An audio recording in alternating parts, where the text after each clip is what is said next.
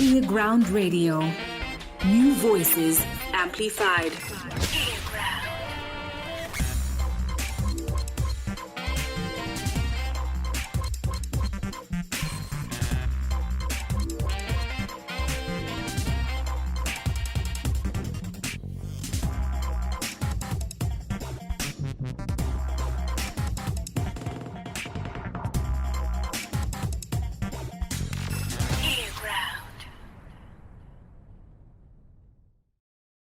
Thank you so much. Welcome to Earground New Voices Amplified. My name is Plot Mhako, and I'm excited to be joining you today.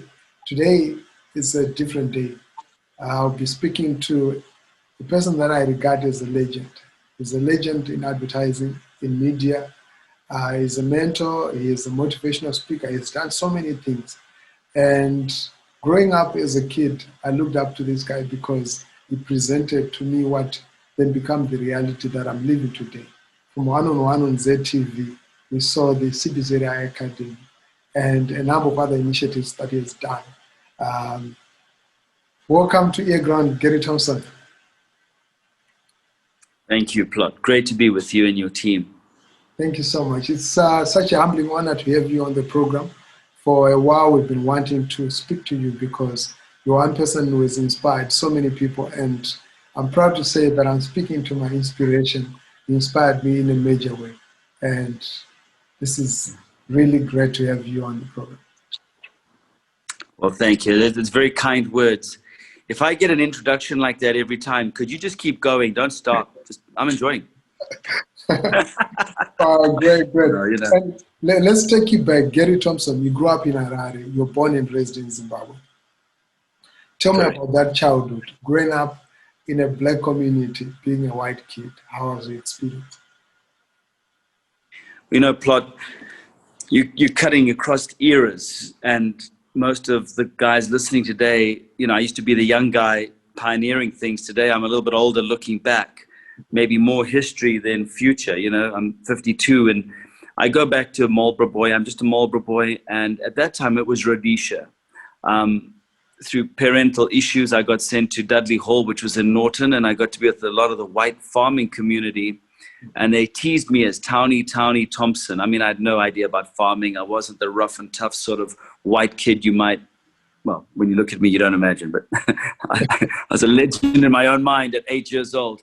No, so I grew up like a kid trying to find identity, being very insecure, rejected, living in a different community. Don't assume just because it's all white that it's all the same. There's communities, there's strata. You see that if you go to the UK, that there's different layers of life, society. Yes. Well, I didn't understand the war. I didn't understand why white people were fighting black people and why black people were fighting black people. I didn't understand the premise of the war. And the pain of it only became a reality when one day I realized that the news wasn't a show, but it was true. And I cried and cried. I couldn't believe that any group of people would hurt each other to such an extent. So I was marred by that reality, to be frank with you, didn't understand it. And it was made easier because of my faith. I come from a Jewish background, but into my early years, I think I changed to a Christianity, a Messianic Jew, if you will. You know, the Bible is written by Jews. And I saw the incredible hope and promise that if we treated our fellow man as we treated ourselves, everything would kind of fall into place. And that made me get through life. Wow. Quite interesting. They're defying so many odds, and today you stand strong, you stand still.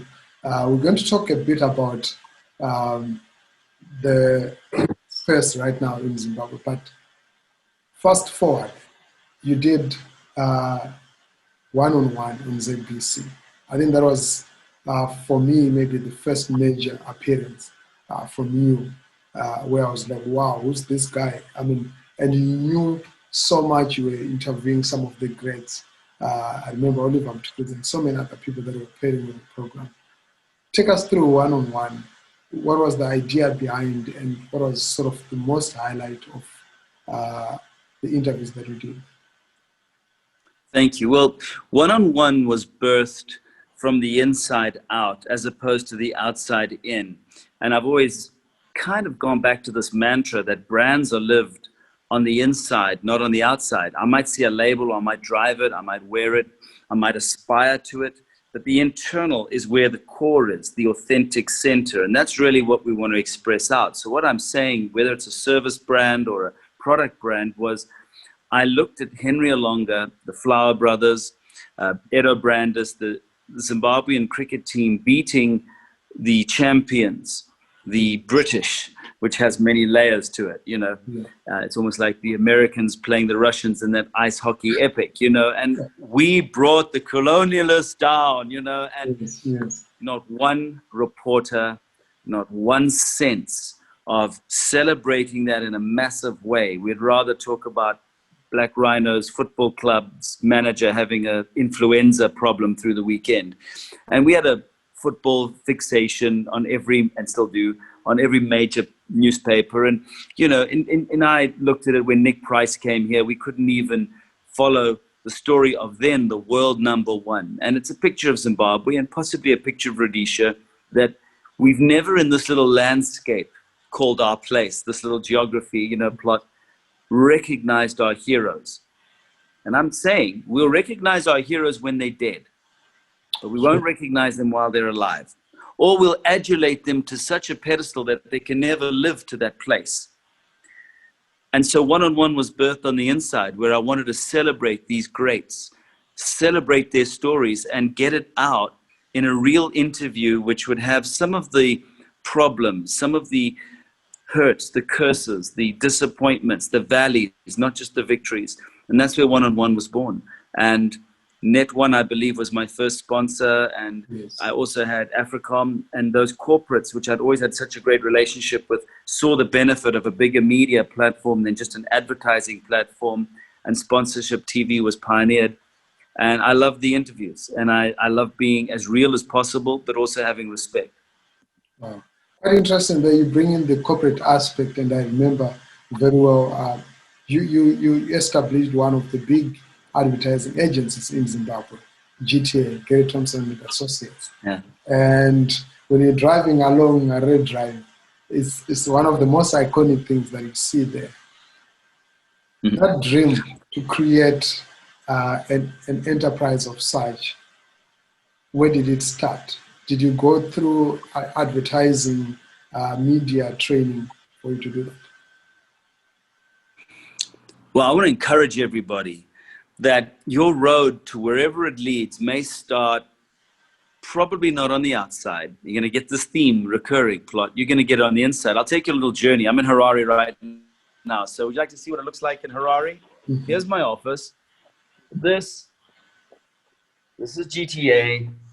Wow. And that red A is still there behind the palm trees. They've all grown. And there's Art Farm. And that road there, which is now getting busier and busier because people are driving in a beautiful big road now, but it used to just be a strip road. And I came running down that road hoping to find a girlfriend, maybe, because I was so desperate. But more importantly, I kept looking for properties because on the inside, I believed that one day I could have my own. And I think you need to have a dream on the inside. That'll road somewhere. And pursued this place. The person told me to get off their land. 2 years later, they got divorced. I went to the ex-wife. I said, listen, man, what are you doing? Could I buy this from you? She said, sure. I said, okay, I'll do it. And that spontaneous decision sometimes in your journey can be not proportional to the size of the decision, but the speed can be quicker. You can sometimes spend more time over what you're going to eat and what's on the menu than you can for who you're going to choose as a life partner or a destiny decision. I left management at school, university as a course to pursue marketing when I read one of the magazines in the university professor's entrance room. So I flipped. I felt that I needed to have a place to work from. Some of my counselors said no. My accountant said we'd made money. She was totally wrong. We were losing money. But it didn't matter. I had momentum. It took me 7 years to pay it off, but we paid it off, and today we have a home to work from. So I would encourage you, sometimes pursue dreams that are a little bit a size too big, but then take steps, run towards it. You know, I ran for 7 years around the city. I mean, literally physically ran. I'd go running on Sunday afternoons and Saturday afternoons when my mates were drinking. I'd be there looking for a property. Got a lot of no's, but eventually I got a yes. Wow, That's quite inspiring, very inspiring, just to imagine from seeing a space and being able to go for it, and now you have an institution that is running from there. Switching off from one-on-one and Gary Thompson and Associates, now you've got CBZ Academy, still with a lot of corporate endorsement. Tell us about that. Was it a combination of the work that Gary Thompson and Associates was doing and the creative work? Where was the passion? How did this chemistry work out to combine the arts, the corporate, and advertising together? I see a lot of struggle within the creative space to marry these three. Thanks, Plot. Well, briefly, what happened was I loved television. Maybe my American education helped me to get there. And I saw opportunities to give bulk deals to clients. It would raise our billing, but it would give them double or triple the number of adverts as long as they were a big brand wanting a bigger platform.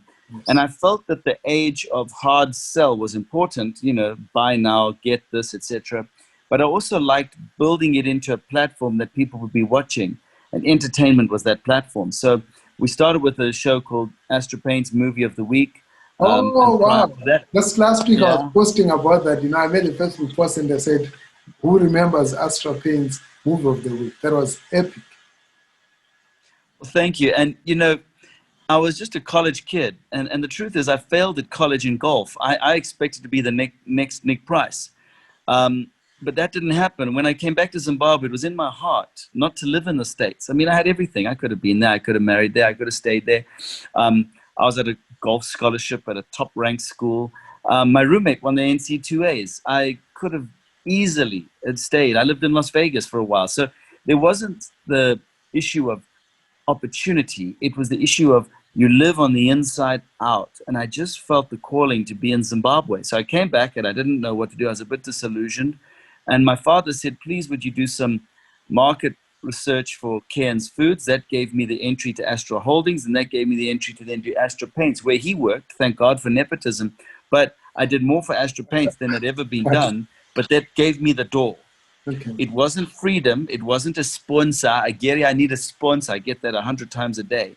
It's not a sponsor. It's an opportunity in life. And sometimes you just grab it, you take it, and then you do more for them than what they expected. And when I saw, I think his name was Mr. Machacha. In fact, Mr. Machacha, thank you. God bless you at ZBC. I walked in his office. I said, we're going to do a TV show together. You find the shows. He says, what do you mean? I said, let me go. And I went and found the shows. They were in their archives, and we found these great movies. And eventually we started building a TV platform. And I said, listen, I'll sell half the airtime. You keep half the airtime. I always loved win-win deals. Well, long story short, that's how the TV sponsorship platform grew. And then we had to have more adverts to fill it, which raised the billings, but then made the brands look even bigger. And Astra looked bigger than Dulux because that was our #1 prime brand. Yes. And it repositioned. And I just loved the energy. I took my sporting aggressiveness of going for it with the idea of let's be fair and let's win. And let's do it by big, bold promises, but let's deliver. And it seemed to be the right combination for that time. Wow. Wow. I'm just trying to comprehend everything that you said. And there was a lot of drive, but do you also feel you benefited from white privilege? It's actually a very fair question. I would say absolutely yes on one layer. I'd be a liar if I didn't. And then I would say in the latter years, being white has slapped me as hard as probably being a Republican in a BLM march. In the early years, possibly I was taken more seriously. I was given platforms where my voice was very strong and there was less resistance to a strategic direction given, so I could just run, and when the success happened, you repeat. As time went on, being white wasn't as much a novelty. There were many, and I mean this in all honesty, many good players that could do what we were doing and probably could connect in a language that I couldn't compete with, could go and have meetings that I wouldn't have the same vocabulary in. and we definitely didn't have the same edge. And then I think there was an outright sense that if you're white, it's just not right. There's so much need, it's got to go somewhere else. And I totally get that. I think it might have gone full circle. I hope so. But I've got older, so I might not be able to play that game as well. Quite interesting there. CBZ Academy, it became the biggest talent search on TV. We all set to just watch CBZ Academy. That was revolutionary in a way, because today we see a lot of initiatives, including myself. I run Jibilika Dance Festival, and some of the ideas were ideas that we saw on CBZ Academy. Tell us about that initiative, and what are the highlights of you running such an initiative? So many things are built on relationship. And for the creatives today, I really feel for them. I feel for myself sometimes. I mean, you think, hang on, I've got all this idea, all this creative, and you don't just want it to be pretty pictures. You want it to convert into communication that creates a sale or a relationship or an outcome. And then particularly for big brands like a bank, remembering that CBZ had a dual identity. It was Jewel Bank, and it was Commercial Bank of Zimbabwe. Yes. It had come out of the Gono era, and I had a great relationship with him and Doug Mamvura, and then it went to others. And one day, I think it was Dr. John, who literally is now a Reserve Bank governor, Yes. gave me the shot at doing this idea. And it was all that background of relationship. And, even then, CBZ didn't understand, to be quite frank, the platform they had. Mm-hmm. They didn't understand. They could fill all that airtime with ads. I had to beg them. And I remember saying, listen, you need to fill this up with ads. You've got so much platform. You can be selling your gold card. You can be talking about travel insurance once you get into that market, and et cetera, et cetera. And, you've got your high net worths, and you've got your stockbrokers. And it really was a sort of a corporate opportunity that sometimes the corporates didn't see. Now I think they realize the value of those opportunities. I think the biggest thing about CBZ Academy, beyond the commercial and making money and all that, was I had a real passion to show that Zimbabwe has incredible talent. When we started it, there was a huge question mark. Will there even be talent to justify a show? That's where we were at as a people. I was like, well, we did one-on-one. I think we're going to find talent. I remember going to Sekubva and different places, and Gweru once, and seeing the parents of a singer of dreams, and just the parents and their shock that someone and a film crew would come in their home. And I realized we had something magic, and it was beautiful. I even saw Jonathan Moyo in a lift in Bulawayo once, and I had to forgive him because he took all my shows off air eventually. I had to say, man, I love you, man. I forgive you, man. No, I love you, man. I love you, man. It was pretty genuine, pretty cool. Wow. But do you regret that the show ended? Yeah, I did. I mean, it really had momentum to go somewhere. I think that it's understandable. The corporate mentality in our nation has followed in some ways the political mentality of our nation. You're either for us or against us, or you do it our way or the highway.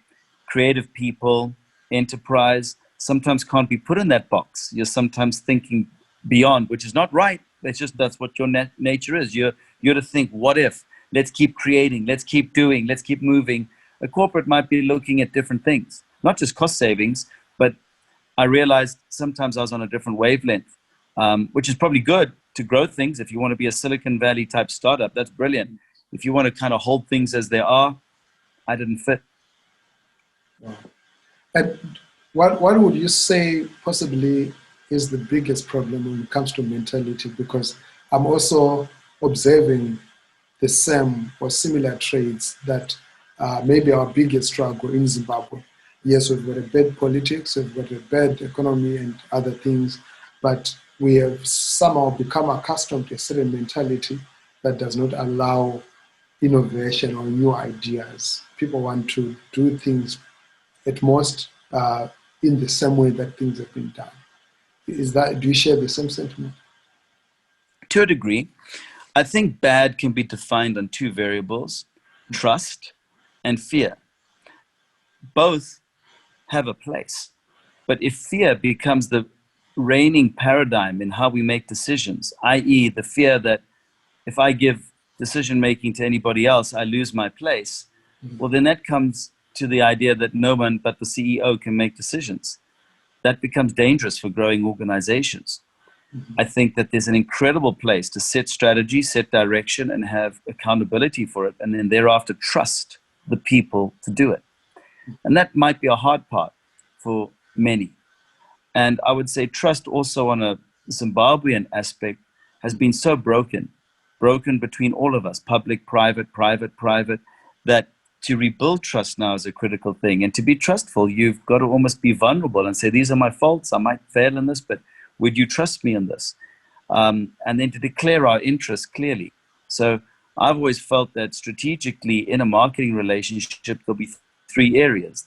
The strategic, what do you want to achieve? Yes. The creative and the communication goals to get there, and all of that wonderful side of this is what we think and here's the idea. And then three, the budget, how much it's going to cost. For the corporate, it's how much is it going to set us back?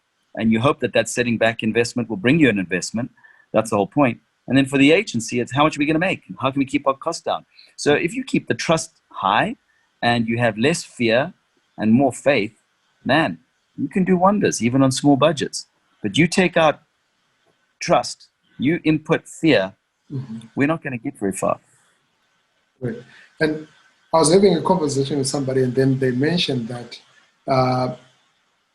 advertising agencies in Zimbabwe created a certain tradition which is now sort of affecting them in a major way because now companies are becoming also creatives, and there's a lot of disruption that's coming in from the digital space. And a lot of advertising agencies were making a lot of money, but not really delivering quality. What's your feeling with regard to ad agencies? You running one, and the business and the disruption that's happening right now. Another great question, Plot. And a great comment. I would have to say true on both fronts. There's disruption coming. It's come. It's going to continue coming. And post-COVID, it's probably not even going to be on the same levels we can imagine. Number one, ad agencies and billings, totally agree. There were ways of saving costs. And let me eat a little bit of humble pie. I probably could have been one of those guys that could have said, listen, could have done it cheaper. Absolutely. Now, putting my money where my mouth is, very painful to say, I've been wiped out. You're not looking at Gary Thompson and Associates nearly 100 strong. You're looking at Gary Thompson down to basically one person and my great PA Mabel, who's offline. So bottom line, you're looking at it right here. But we have a host of relationships that have remained, sometimes through the most perilous of times, so we can now rebuild and do what needs to be done. And that leads to the new era, the digital space. That's definitely where I'm embarking right now. That's where I'm going. And strategy has a role in the digital space, almost as much as creativity. And then the cost of delivering communication, therefore, can come right the way down. If you have a good strategy, you probably can create communications at a lot cheaper number. And I'm seeing that right now and starting to get some real traction with clients, which thirdly leads to measurability in the marketing aspect where you can measure it, whether it's reach or sales or other variables. So I'm excited for that. Obviously, I've nearly been wiped out through the disruption. So I do not speak to you as a guru. I speak to you as a survivor. I wish I could say other. Wow. That's great to actually hear this from you, and encouraging that you are still determined. There's still a lot of resilience and faith in what you're doing. Recently, you launched a book. You wrote a book. And I'm curious to just know what motivated you to write a book, and in general, what does your book focus on? You know, it didn't start now, although it's a 6-year project. It started when I was 8 years old and I wanted to meet Ian Smith. At 18, I did meet him and interview him. And I didn't realize, again, that within, and for those watching, those with a real sense of your destiny, it's probably not so much on the outside that it is on the inside. I could remember counseling Ian Smith in my mind's eye and saying, what are we doing? Mr. Smith, let me go and talk to these people. And that was at 8 years old. Wow. Why am I saying that? Because I'm a product of Rhodesia transitioning into Zimbabwe. I'm a product of a civil war seen from both sides, but not occupying either space. Mm-hmm. I'm a future product of seeing incredible black men and women. Some saved my own life. Some brought my own daughter into this world, namely the gynecologist. I'm a product of seeing white men say, black men are going to destroy this because of what they're doing, not just of their blackness. So now if I just get soundbited on that last bit, you can put me on CNN as a racist, misogynist, whatever name they want to give me. But it's not true. The truth is, when you've gone through a scope of life, you've seen death in white families who've lost a Rhodesian son who was fighting for a cause to stop communism and to stop black advancement, which would destroy civilization. And then 20 years later, you interview them and they say, hang on, we're disillusioned. We never would have fought or believed in what we believed then.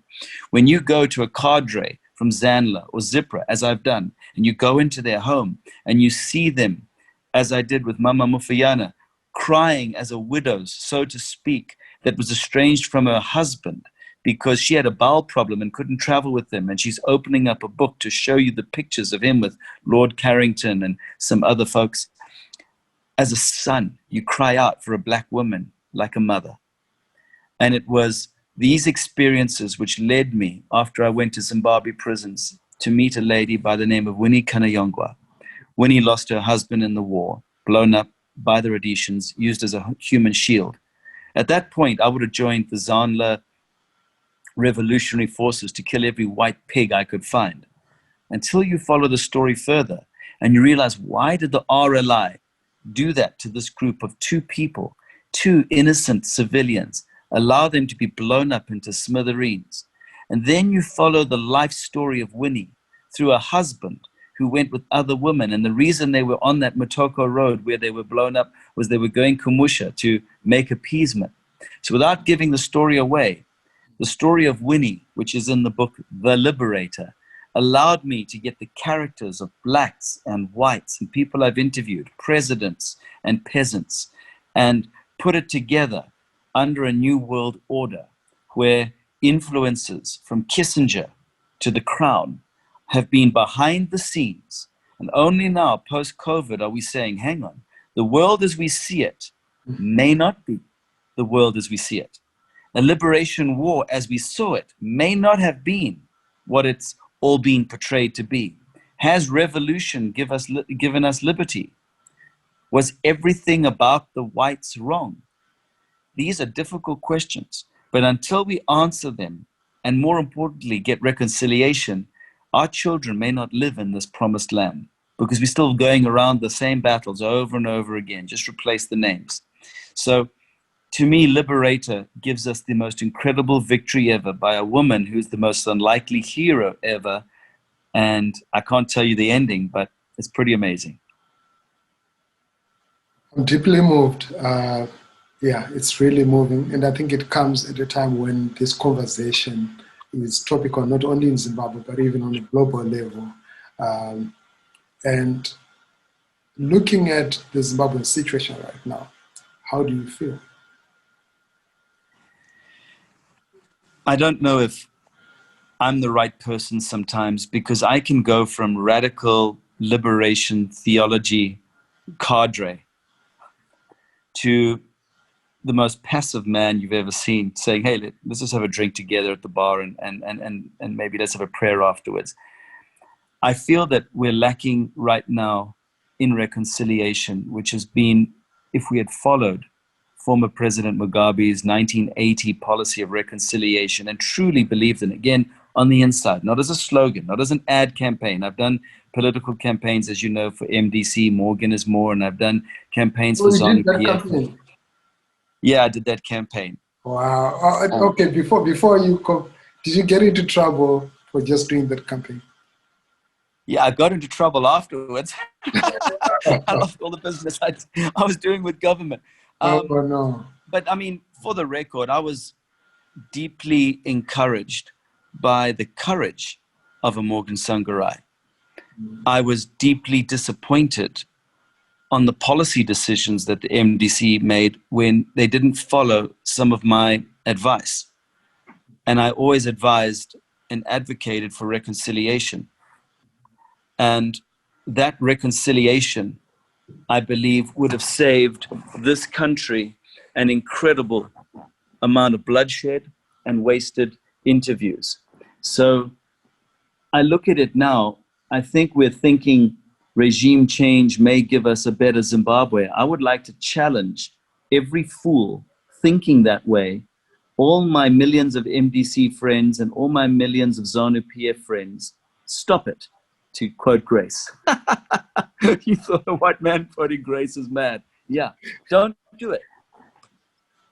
You've got to return to Zimbabwean. You have got to return to what it is to be Zimbabwean. And surely that's more than political brand names. And once you get a political brand name, are you going to get your solution? Because my experience with those new brand names is they follow some practices that are going to take us right back into the past. I would submit to you that we need to start with what we've got. We need to, as men and women, come around the table and say we've made some mistakes, some terrible mistakes. That's Tawanda, my good man. Hey, Tawanda. Okay. Hi, Tawanda. And we have got to acknowledge it's going to take all of us on ship to save this thing from sinking. We've got 92% unemployment, my brother. We have got a pandemic that wasn't a pandemic, almost like a coup that wasn't a coup. And we're sitting disillusioned in a place called static. And we ain't getting out of this place. We're going to have food insecurity, water insecurity, trade imbalance insecurity. Forget political instability. We're just a divided nation, divided against itself. So before we do replacement theology, revolution theology, democratization theology, could we just come back to the basic theology that as Zimbabweans, I need you. You may not need me, but with a dose of humility, we might be able to get around a table and say, this issue can be agreed to. Let's talk example, food security. And I do believe command agriculture and other things may help. I don't think it's the panacea for everything, just like a vaccine isn't the panacea for everything, unless you want WHO to ruin and run your life. I think you should build your immune, fool. Build your immune. Now, a vaccine might get you there, but I don't think you have to vaccinate everybody to get everyone's immune up. Now, can we have those real conversations? So I think definitely Nelson has to get around the table. He's a dear friend of mine. I don't think he's got all the solutions. I think he's a brilliant orator. He can stir people together, but I don't know if he's got the fiscus together. BT has. But then again, having said that, we can't have bombastic anti-Zimbabwean sloganeering when we all need to rebuild this place. So I cannot work with people who are not going to reconcile. I think we need absolute respect for our military, but by the same token, military, you're military. Let's admit, if we're a military state, we're a military state. Let's get that out the way. Right, now how can we rebuild? Phase 1. Phase 2, maybe we go to democratization. Maybe. Has it worked before? Not really. I think we need to have a vision, and that's what's lacking. And I think that if we do have a vision, it might be miss and miss, because everybody from a clergyman to Gary Thompson wants to get on the gravy train. And I think we've got to just face the music. We're a broken society needing to be healed. And it's going to take some reconciliation to get there. I think partisanship may not help us at this time. A broken society that needs healing, that needs reconciliation, that best describes Zimbabwe today. I see with a lot of anger that you see online. Anybody who doesn't agree with anyone, the kind of venom that you see towards each other online speaks volumes that, you know, people are really broken and they are angry, and there's a lot of healing that needs to be done. Yes. Wow, it's been great. It's been awesome. I wanted to continue with the conversation. So many things I wanted to ask there. But how do I access your book? Where can we buy the book?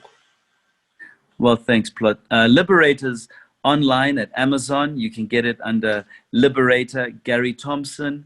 And I'd love folks just to please tell me what they think. I really hope I don't offend anyone. I love the idea that to have someone succeed, you don't have to have someone fail. You can have two successes. You can have two billionaires. You don't have to have one billionaire take away the other billionaire. But competition helps to bring that out. And so I've learned the hard way that I've seen, and I want to say this and take this home. I look at some of my black countrymen doing incredible things. I can't keep up with them. I literally would prefer to work for them, take their suitcase to the car, say, yes, sir, and be their 2IC in a big pond, then try and be Gary Thompson, the biggest of everything, and it's outgrown me. By the same token, there's other times as a man or a woman, no matter who you are, do not be violated by any person, big chef, right the way down to your mother-in-law. You need to stand up for principle and for what's right. And I'd leave you with a scripture. The Bible says, perfect love casts out fear. The only way we can get out of this thing is if I say, man, Plot, I really love you. I don't love you in the sense of some fake, crazy, liberal, idea. It's just in the sense of, man, I love what you're doing. I love the fact that you're trying to fight out for your family, your dreams. God bless you, man. May you be bigger than me, 10,000 times farther, whatever. And it takes the fear away, because whatever you succeed to is not taking away from me. True. And if you do, what am I fearing? So perfect love casts out fear. I've had to draw on that a few times at roadblocks. Thank you so much. Perfect love, casts out fear, and that's quite powerful, because a lot of the times we're thinking for somebody else to succeed, somebody else is to fall. We don't believe that we can all rise and help each other rise and celebrate each other's progress and success without the next person falling down. Hey, wow, thank you. Well, I've lost a lot in my life, so that's maybe why I have a little bit more love than I used to have. I hope.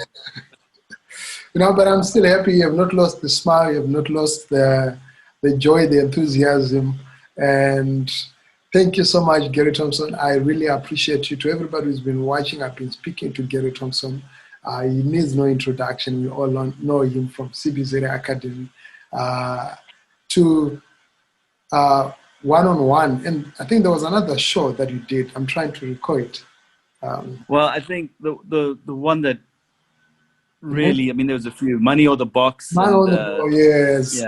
Yeah. Right. I'd love to do Money or the Box again, because how much fun you could have giving away things to people, and just the laughter and the pure joy. It's more blessed to give than receive, but also to bring out the idea that we're not entitled. We don't have to be given something. We can earn it, even if you get an answer right or what have you. But the one that I'm almost pretty proud of from what he did was Nigel Chanakira. I want to honor him. What Nigel Chanakira did in building and birthing Lysia Sabanda, Frankie Kufa, the greats, that I had a chance to meet with. They birthed Kingdom Financial Holdings. Yes. And that's when I realized, man, these are black men with a dream. This is the new era. They may have lost their way along the way years later. We all did. And maybe made some decisions wrong, or wrong circumstances hit them. But, we all need second chances, and making money make sense was a great opportunity. Yes, making money makes sense for me, and it was really Nigel's idea. Wow, thank you so much, man. So I really appreciate it. Let's get some more Nigels out there.